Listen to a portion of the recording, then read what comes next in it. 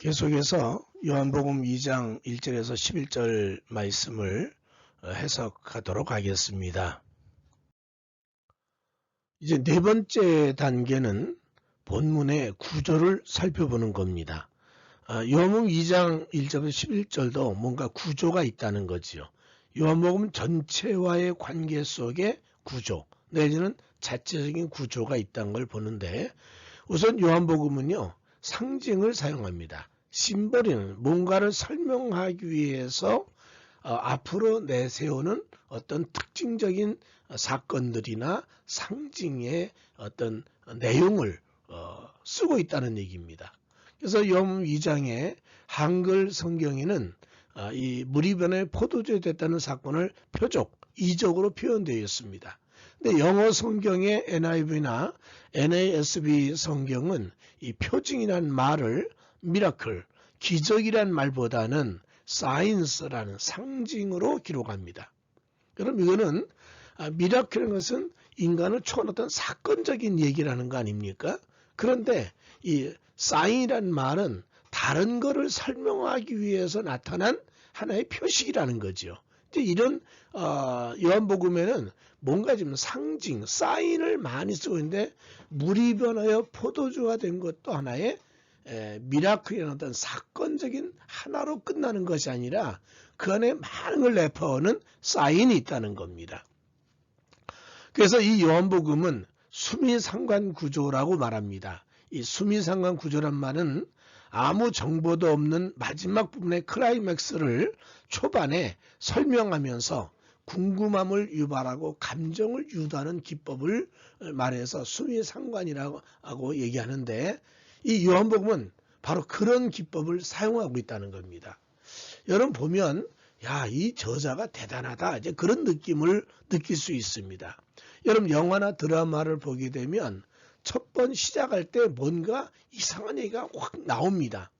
근데 그것만 가지고는 이렇구나 하고 이해만 할 뿐인데, 정말 이 마지막이 어떻게 될까를 추측할 수 있는 출발점이 된다는 거죠. 그래서 그게 굉장히 그 궁금증을 유발하는 표현인데, 그 요한복음에는 그런 수미상관 구조를 그대로 가지고 있다는 겁니다.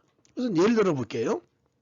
요한복음 2장 1절부터 11절까지 얘기는 이게 시작, 처음 얘기라고 한다면, 요한복음 19장 17절에 30절 얘기는 마지막 얘기입니다. 한번 보십시다. 우선 여자가 나옵니다.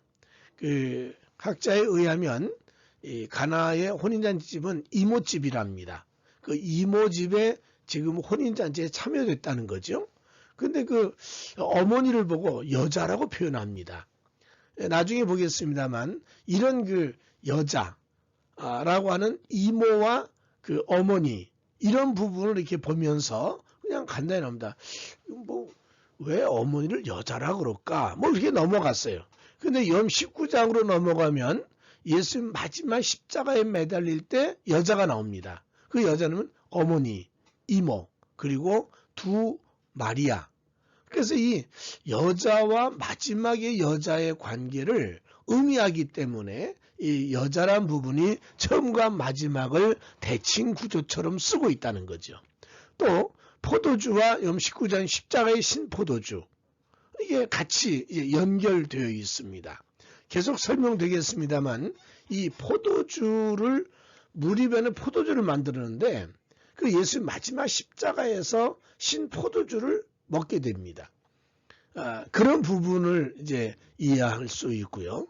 두 번째는 때 문제입니다. 기적을 만든 그 가장 정확한 시간, 그죠? 아직 내 때가 아닙니다고 했던 예수님의 그 때가 언제냐면 예수님이 메시아로 출현하는 그 부활의 순간, 또는 예수님의 그 나타남으로 되어지는 모든 일들을 보면서 예수님이 지금 이 가정의 포도주 만든 가장 정확한 시간이, 메시아가 정확히 지금 우리 가운데 도래했다는 걸 설명하는 그런 부분이기도 하죠. 세 번째는 포도주 얘기인데요. 포도주가 없다는 거예요. 기쁨은 상실하다. 빈 항아리 6개. 이건 불완전을 의미한다고 그러지 않습니까? 그러니까 불완전한 그 항아리 6개로 인한 포도주가 없으므로 기쁨을 상실한 이 집이라는 거지요. 근데 이 집에 물이 변해 포도주가 되어서 아주 풍성한 포도주를 만들었는데 이 새 포도주는 좋은 술, 메시아의 출현을 의미하는 거라는 거죠. 그래서 예수님이 이제 포도주가 없는데 포도주를 채웠어요. 그리고 불완전한데 이 불완전한 6개를 채우는 7이 완전 숫자 아닙니까? 7번째 항아리가 있어요. 그게 예수의 십자가에서 열리는 옆구리를 창에 찔름으로 해서 물과 피를 다 쏟아내지 않습니까? 그때 그 예수의 마지막 피와 물, 이것이 곧 예수님의 7번째 완전한 포도주, 기쁨의 역사라는 거죠. 어떻게 보면 굉장히 처음 얘기와 마지막 얘기가 연결이 안 되는 것 같은데도 연결시켜주는 이제 그런 모습을 봅니다. 또 네 번째는 첫 표적이라고 그럽니다. 그러니까 유대인이 질문이 말합니다. 요한복음 2장 18절에 우리에게 표적을 보여달라고 그럽니다. 근데 예수님이 물이 변화의 포도는 첫 표적이라고 이 사인을 얘기했는데 이게 뭔가를 의미하는 사건 아닙니까? 그 사건이 뭐냐? 결국 예수님의 죽음과 부활의 마지막 표적을 보여주는 얘기라는 거죠. 요한복음에 정말 사인이 많다 보니까 이 설명을 하려면 한이 없습니다. 많은 이 수미상관 구조도 나와 있고 그 안에 구조 자체가 다양하게 이게 설명되는 걸 보면서 이 성경 자체가 가지고 있는 목적을 아주 문학적으로 그러면서도 신앙적으로 유대교와 기독교의 서로 갈등 문제들 그런가 하면 거기에 따른 새로운 삶의 모습을 아주 정확하게 보여주는 내용들이 이 안에 담겨 있음을 볼 수가 있습니다. 이 외에도 구조를 보려면 많은 것이 있지만 간단하게 이렇게 살펴보고 넘어가겠습니다. 이제 5번째 단계는 본문의 단어를 살펴보기입니다. 단어를 살펴보려면 한이 없겠죠. 그래서 오늘 간단히 몇 가지만 보는데 첫째는 여자여 그랬습니다. 지나이라고 하는 이 여자여란 표현은 명사고 혹격입니다. 그런데 요한복음에서는 어머니를 여자로 부른 경우가 2번 있습니다. 요한복음 2장 4절과 요한복음 19장 26절인데 지금 가나 혼인잔치에서 어머니를 여자여라고 불렀고요. 요한복음 19장 26절은 십자가에서 마지막 요한에게 말하기를 내 어머니를 맡아달라 그랬을 때 여자여라고 이렇게 2번을 부르게 됩니다. 근데 여자여라는 호칭에는 어떤 무례하거나 존경이 담겨있는 표현은 아닙니다. 그냥 일반적인 그 여자여라는 표현이었습니다. 이것은 원어를 안 봐도 알 수 있는 표현입니다. 어머니의 이름인 마리아, 예수의 어머니라고 해도 되는데 왜 여자여라고 했을까? 이 부분에 대해서 우리가 이 단어를 봐야 되지 않겠는가? 그래서 첫 번째는 창세기 3장 15절에 여자라는 표현이 나옵니다. 예수님께서 사용할 때는 단순히 어머니라기보다는 이스라엘 백성을 대표하는 말로 바뀌었다는 것입니다. 그래서 이 여자여라고 하는 이 표현 어머니를 분명히 해야 되는데 여자라고 쓴 것은 이스라엘 백성을 대표하는 표현. 때로는 여자는 하나님 백성을 상징합니다. 그래서 창세기 3장 15절에 여자의 후손, 여자와 원수가 되고 이런 표현들을 보면은 이 성경에서는 여자라는 이 표현은 단순히 남성, 여성의 개념보다는 그 속에 하나님 백성 또 이스라엘 백성을 지칭하는 표현으로 많이 쓰기도 했다는 겁니다. 두 번째는 이 여자여란 이 말을 예수님이 썼을 때는 한 집안의 일이 아니라 하나님의 큰 섭리 안에 일어난 사건이다라는 것을 은연중에 내포하는 표현이다라고 봅니다. 그래서 한 집안의 그저 가나 혼인잔치 집 얘기로 끝난 것이 아니라 이게 인류 역사 속에 나타난 구원의 사건을 보여주는 표현이기 때문에 어머니란 말보다는 여자란 말을 썼다는 거죠. 세 번째는 여인들은 예수의 죽음, 빈 무덤, 부활의 첫 증인이었습니다. 여러분 이 부활이나 또는 그 빈 무덤 사건을 증거한 것은 마리아부터 출발해 가지고 대부분 여성들이었다는 거지요. 그 여인들을 내포한 표현을 가지고 어머니도 이 증인이라는 겁니다. 전에 말한 것처럼 사인이라고 했기 때문에 상징을 표현하는 그 언어 속에 바로 이 부분도 예수님은 증인이라는 개념으로 여자여라고 쓰지 않았을까 이렇게 단어를 보고 있습니다. 그 다음에 이제 두 번째는 내 때입니다. 아직 내 때가 이르지 않았습니다는 때 문제. 그래서 이거를 호라라고 하는 시간을 썼는데 시간, 이 주격입니다. 때는 영광과 연결되어 사용했습니다.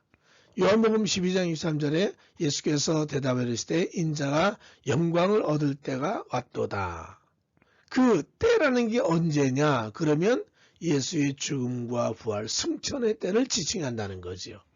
아직 내 때가 아닙니다. 아니 5분 후에 기적을 행하셨는지 10분 후에 기적을 행하셨는지 모르겠지만 그러나 이 예수님 말씀한 시간의 개념 이거를 볼 때 이것은 미래적인 예수의 부활과 승천을 의미하는 그런 때를 말하지 않았을까. 두 번째는 요한복음 2장 4 내 때가 아직 이르지 아니하였나이다 라고는 이 표현은 십자가에서의 외침, 예수께서 요한복음 19장 30절에 신포도주를 받은 후에 이르시되 다 이루었다 하시고 머리 예수인이 영원히 떠나가시니라. 결국 예수님의 완성의 때를 지칭하는데 내 때가 아직 이르지 않았다는 얘기는 예수님이 마지막 죽음과 부활의 때를 지칭하고 있지 않겠는가 이렇게 봅니다. 그래서 예수님께서는 곧 기적을 행할 것 같은데도 불구하고 내 때가 아직 이르지 않았다라고 표현하지 않았을까 이렇게 봅니다. 모든 것을 이루신 때 결국 성취의 때가 예수님이 내 때다 이렇게 보고 있습니다. 세 번째는 예수님은 마지막 복음이며 예수의 부활로 새로운 맛을 보는 때다는 얘기입니다. 그래서 이제 내 때가 아직 이르지 않았습니다라는 내 때라는 개념은 예수님이 주신 복음, 그래서 예수의 부활로 새로운 맛을 보는 시간, 그런 의미를 내포하고 있습니다. 마가복음 14장 25절에 진실로 너희에게 이르노니 내가 포도나무에서 난 것을 하나님 나라의 새 것으로 마신 날까지 다시 마시지 아니하리라 하시니라. 이제 예수님이 주신 이 기쁨과 축복의 복음은 하나님 나라 가기 전까지 있는 주님이 주신 축복의 복음이라는 거지요. 그래서 이런 때의 개념을 어떻게 성경이 연결해서 했는가라는 이 본문의 단어를 한 번씩 이렇게 살펴보았습니다. 우리가 이 단어를 히브리어나 헬라어로 보는 것도 중요하지만 성경 전체의 연결점으로 단어를 본다면 더 분명하게 메시지를 볼 수 있다고 생각하고 때로는 지난번 말씀드린 것처럼 히브리어나 헬라어가 가지는 그 단어의 변화, 단어의 의미 이런 부분들은 해석하는 데 도움은 되지만 메시지를 찾는 데는 약하지 않을까 그렇게 말씀을 드리면서 우리는 다 해야 되겠지만 일단 우리는 단어에 가지고 있는 메시지를 찾도록 최선을 다했으면 좋겠다 그렇게 생각을 합니다. 마지막으로 6번째 단계를 보겠습니다.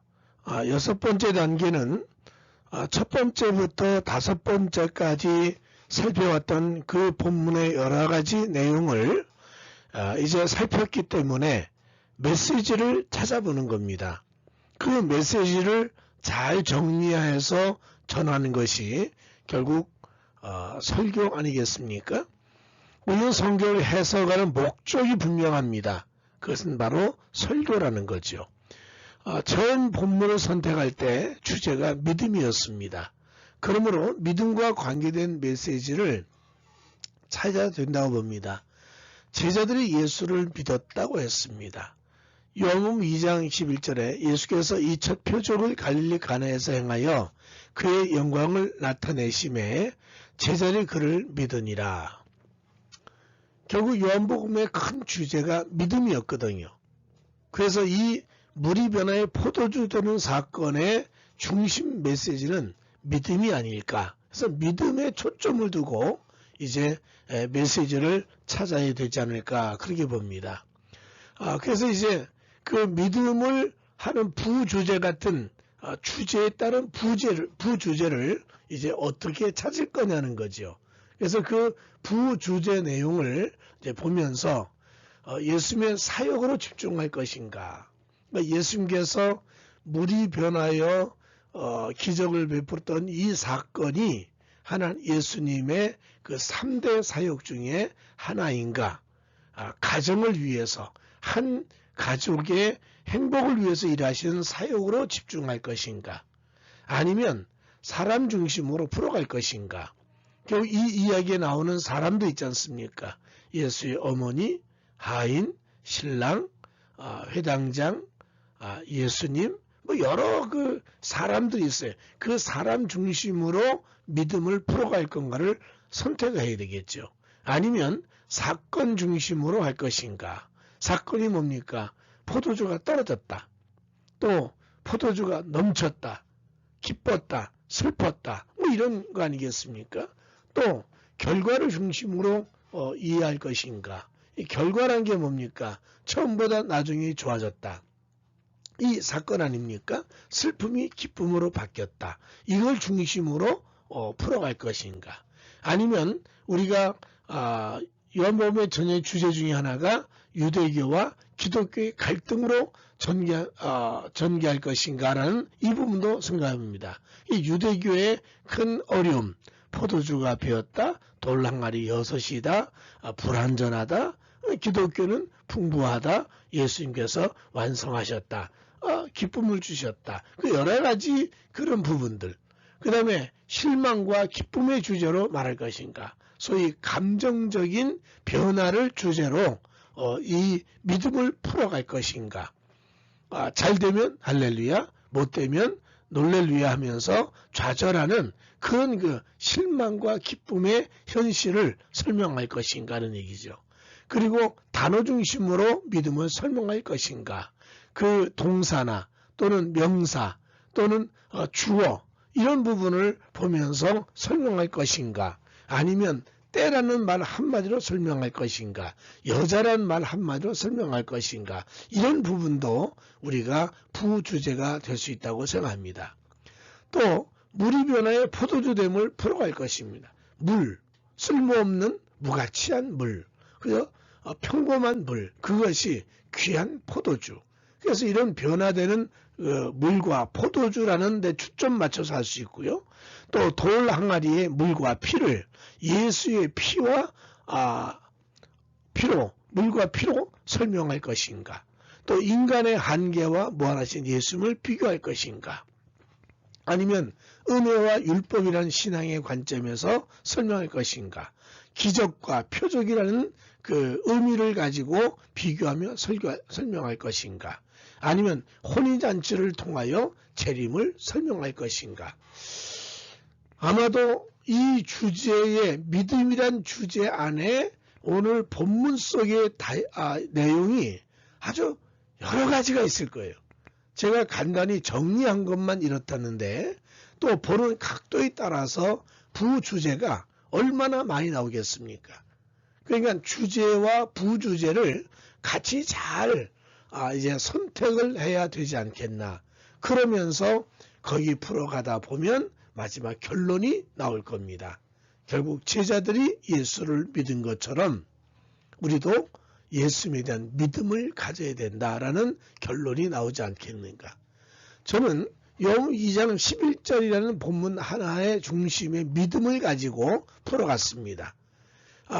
그 외에도 이 여러 가지 주제가 저는 믿음으로 뽑았습니다만 이 본문 속에 기적이라는 것을 주제로 뽑을 수도 있고요.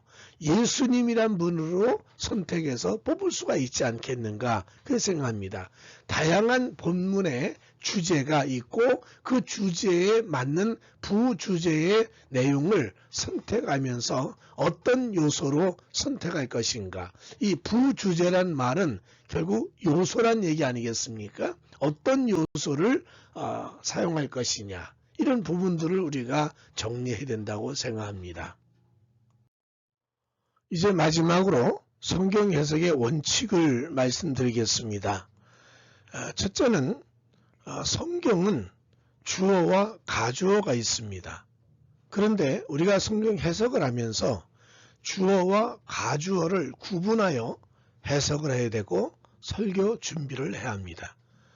성경의 주어는 하나님이시고 예수님입니다. 가주어는 인간입니다. 그러므로 설교는 항상 주어 중심으로 하려고 노력해야 됩니다. 그래야 은혜, 구원이 설명됩니다. 만약 가주어인 인간을 중심으로 풀어가면 윤리, 율법, 교훈적인 메시지가 됩니다. 인간이 이런 노력을 하여서 기적을 보았다. 이런 설명을 하게 되지요. 예를 들겠습니다. 오늘 우리 요한복음 2장 1절 11절까지 본문에서 하인의 순종은 가주어를 사용한 것입니다. 그러므로 우리도 순종하여 기적을 봅시다. 이렇게 율법, 윤리, 교훈으로 마치게 됩니다. 그러나 같은 본문이라도 가정을 사랑하시는 예수님, 한 가정을 슬픔에서 기쁨으로 바꾸시려는 예수님, 유대교의 불완전함을 완전한 신앙으로 바꾸시는 예수님, 이렇게 내용을 주어 중심으로 하는 것이 이것이 원칙이고 설교는 주어와 가주어가 적절하게 사용되어야만 성경 해석이 잘 됐다고 볼 수 있습니다. 만약에 가주어나 또는 예수님에 관한 주변 것들만 해석을 했다면 그것은 성경 해석을 잘 못한 것이고 그렇다면 설교 메시지도 하나님이 주시는 음성을 제대로 듣지 못하지 않겠나 그런 생각을 합니다. 두 번째는 지나친 원어, 단어, 역사적 배경에 집중하지 말아야 됩니다. 설교는 예수님을 나의 주로 고백하고 결단을 하게 하는 요소가 있어야 합니다. 예수님에 대한 설명, 주변 상황에 집중하다가 본질이 빠지면 안 됩니다. 결국은 우리는 이 성경 해석을 하면서 원어도 중요하고 단어도 중요하고 역사적 배경도 중요하고 구조도 중요합니다. 그러나 지금 내게 있는 현실, 이 현실 속에서 어떻게 하나님 말씀을 받을 것이냐 이게 더 중요하지 않습니까? 그래서 항상 이 성경 해석의 원칙을 이렇게 봅니다. 첫째는 주어와 가주어를 분명히 하시라는 것. 그 다음에 우리는 주어에 집중해야지 그 주어와 관계된 원어나 단어나 역사적 배경에 집중하다 보면 하나님이 진짜 내게 주시는 메시지를 정확히 받을 수가 없고 그럼으로 인하여 결단이나 삶의 여러 가지 요소를 바르게 풀어갈 수 없다고 생각합니다. 우리 모두 제가 요한복음 2장 11절까지의 많은 부분을 대충 정리했습니다만 이거 말고도 많은 부분을 아마 우리는 해석하기 위해 필요한 것이 있을 줄로 압니다. 주석을 보시고 또 사전도 보시고 또 본문도 보시고 또 히브리어 성경을 읽을 수 있다면 히브리 성경도 보시고 여러 가지 아마 한 본문을 가지고 설교까지 나오려고 그러면 아마도 수십 시간 걸리지 않을까. 아니 일주일 내내 노력해도 다 정리가 안 되는 부분이 있을 거라고 생각하면서 우리는 제가 마지막으로 성경 해석의 원칙을 말씀드렸는데 이것에 항상 집중하셔서 설교 준비도 하고 성경 해석했으면 좋겠다. 이렇게 결론을 마치고 싶습니다. 오랜 시간 동안 수고하셨습니다. 감사합니다.